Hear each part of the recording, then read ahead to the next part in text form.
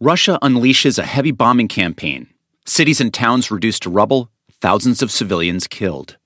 Russia did that twice against fellow Russian citizens in Chechnya nearly 3 decades ago. NPR's Greg Myrie reported from Chechnya during the 1990s, and he's been thinking about that conflict as he watches what's unfolding in Ukraine today. Greg, good morning. Good morning, David. It's been a few years. Remind us, how did that first Chechen war begin? So Chechnya is this tiny Muslim republic in southern Russia, just about 1.5 million people, and it began agitating for independence after the Soviet Union broke up.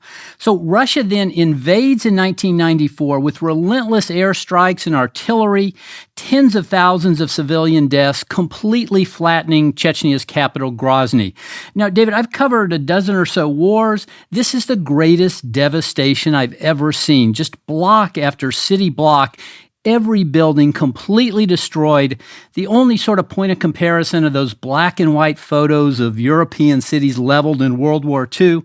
So after 2 years of this in Chechnya, Russia actually lost. It pulled its army out of Chechnya, granted autonomy, and it was a huge humiliation for Russia's military. We should note that this war and that infliction of damage was done before Vladimir Putin came to power in 1999. What happened when he took over?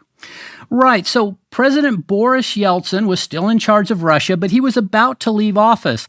And he named this largely unknown figure, Vladimir Putin, to be the prime minister on August 9th, 1999. And then just 17 days later, on August 26th, Russia reinvades Chechnya, unleashing another major bombing campaign.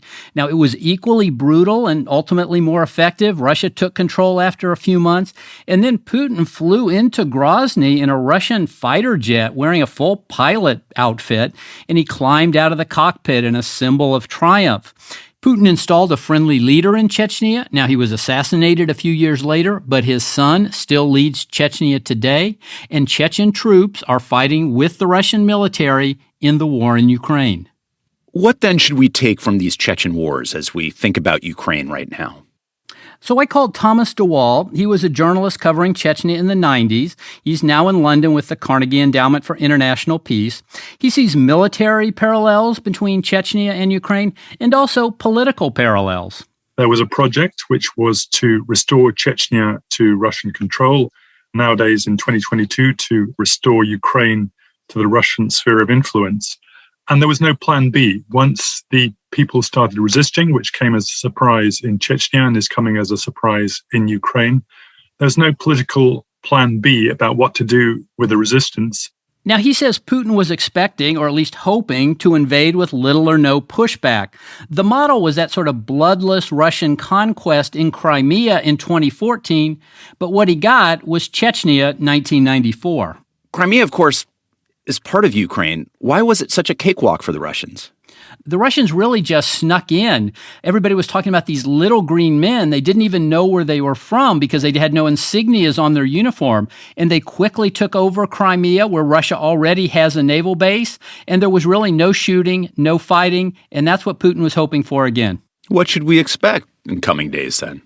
All the signs are pointing toward heavy fighting for the cities, the likelihood of heavy, indiscriminate attacks that will keep hitting in civilian areas, most likely. The World Health Organization says at least 24 attacks on hospitals and other medical facilities have taken place in just 2 weeks of fighting. The Director of National Intelligence, Avril Haines, told the Senate committee Putin is unlikely to be deterred by setbacks and instead may escalate, essentially doubling down.